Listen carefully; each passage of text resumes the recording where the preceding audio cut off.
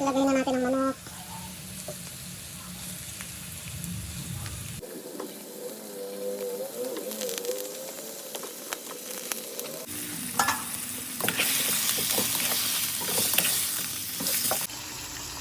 Asin.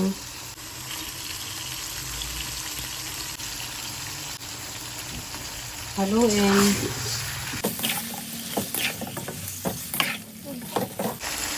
Paminta.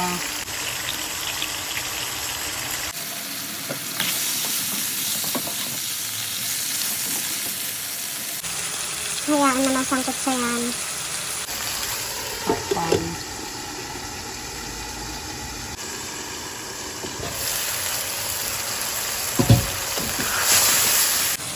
Ayan. Napiprito na yung chicken. Patuyuan pa natin konti. Lagyan na natin ng tubig. Papakuluan natin yon hanggang lumambot yung manok. Siyempre, pumupusok na. Tcharam!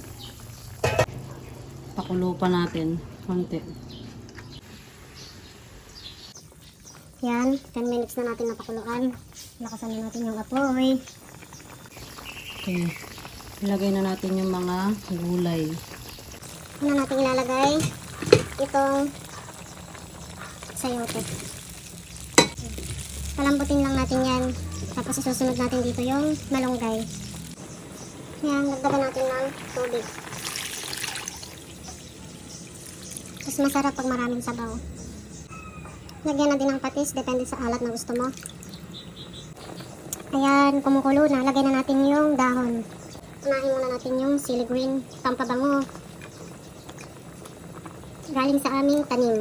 Susunod, ilagay na natin tong malunggay. Daming dahon, masarap.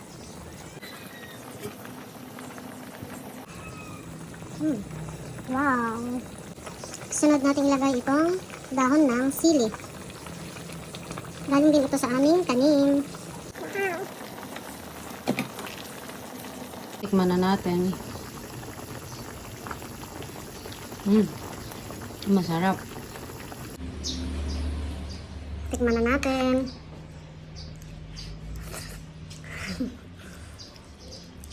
Sarap. Tikman mo lang eh.